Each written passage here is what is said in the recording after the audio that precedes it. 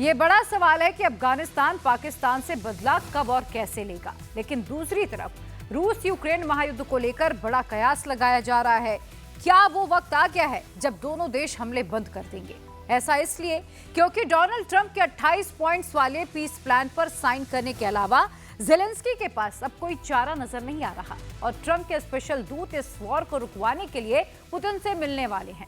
हालांकि आज युद्ध रोकने का दावा करने वाले ट्रंप भी ये मान रहे हैं कि रूस यूक्रेन को रोकना सबसे टफ टास्क है। लेकिन क्या अब ट्रंप का काम आसान होने वाला है? इस एक्सक्लूसिव रिपोर्ट में पूरा इक्वेशन समझिए।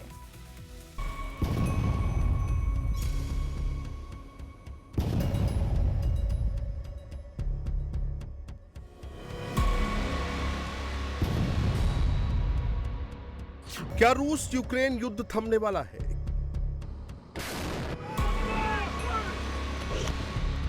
क्या ट्रंप का प्लान फाइनल ट्यून हो गया है?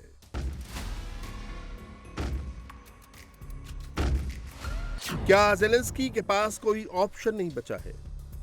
यूक्रेन को रूस के हमलों से बचाने के लिए ज़ेलेंस्की को पीस प्लान पर साइन करने हैं।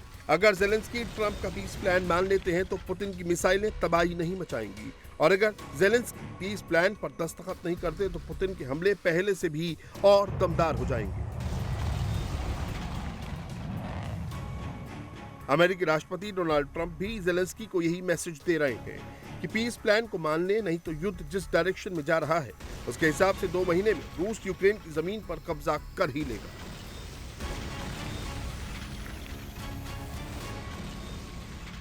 That the first 28-point plan was too favorable to Russia. Have you changed that? Well, that was just a map. All that was is a map. That was not a plan. It was a concept. And from there, they've taken each one of the 28 points, and then you got down to 22 points. A lot of them were solved, and actually very favorably solved. So we'll see what happens. Do you think that Ukraine was being asked to give too much land back to Russia? I know at one point you said they shouldn't have to give any back. It's really up. Look, the way it's going, if you look, it's just moving in one direction. So eventually that's land that over the next couple of months might be gotten by Russia anyway. रूस Ukraine युद्ध रुकवाने के लिए Trump का piece plan 20 तारीख को पेश किया गया। 27 नवंबर इसकी डेडलाइन थी। इस तारीख तक ज़ेलेंस्की को इस पर फाइनल डिसीजन लेना है। युद्ध विराम के ड्राफ्ट पर चल रही चर्चा के बीच बड़ी शक्तियों के बीच मुलाकात होने वाली है। ट्रंप ने अपने दूत स्टीव विटकॉफ को रूस के राष्ट्रपति पुतिन से मिलने भेजने का फैसला किया है। ट्रंप के दामाद जेरेड कुश्नर भी विटकॉफ के साथ मॉस्को जा सकते हैं। What's the next step? They're going to keep talking. They're talking to Russia now. Steve Witkoff is going over, maybe with Jared. I'm not sure about Jared going, but he's involved in the process. Smart guy, and they're going to be meeting with President Putin, I believe, next week in Moscow. Trump को पूरी उम्मीद है कि वो युद्ध रोकने में कामयाब हो जाएंगे, लेकिन उन पर पीस प्लान में रूस को फेवर करने के भी आरोप लग रहे हैं। ट्रंप का पीस प्लान क्या है जिसके बाद ज़ेलेंस्की के पास कोई चारा नहीं बचा है? पीस प्लान के मुताबिक यूक्रेन को अपना 20% हिस्सा रूस को सौंपना होगा। पूरा डोनबास पुतिन के हवाले करना होगा।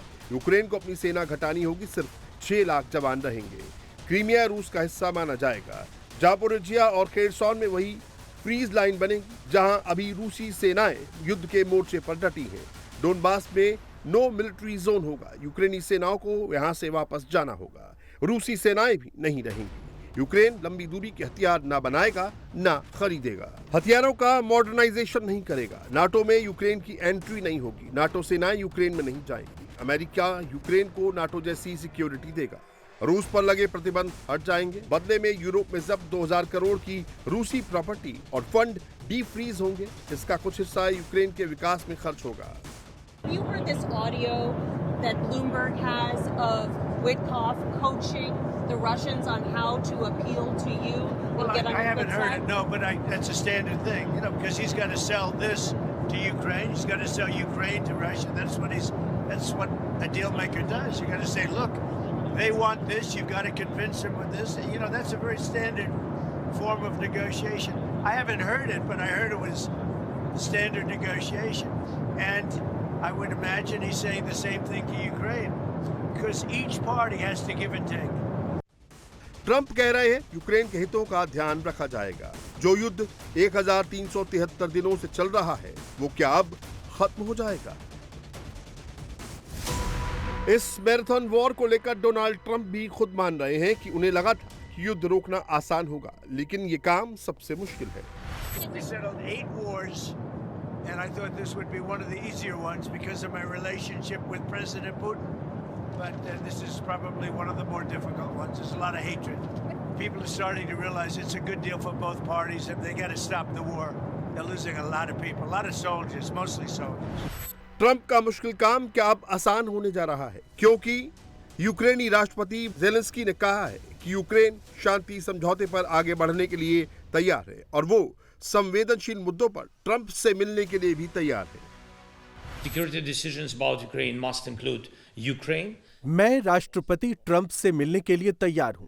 चर्चा के लिए कुछ संवेदनशील मुद्दे हैं, हम अभी भी उन पर चर्चा कर रहे हैं और हमें लगता है कि यूरोपीय नेताओं की उपस्थिति मददगार हो सकती है। आइए कुछ प्रमुख मुद्दों पर एक बंद कमरे में चर्चा करें। Is decided behind the back of the country or its people. हालांकि रूस इस बातचीत के दौरान भी हमले करने से रुका नहीं है। तमाम हाई लेवल बातचीत के दौरान रूस ने यूक्रेन की राजधानी कीव पर रात भर हमलों की बौछार की, जिसमें कम से कम 7 लोगों की मौत हो गई। कीव शहर की इमारतों तथा एनर्जी ढांचों को नुकसान पहुंचा है। दक्षिण रूस पर यूक्रेन के एक हमले में 3 लोगों की मौत हुई और कई घरों को भारी नुकसान हुआ है।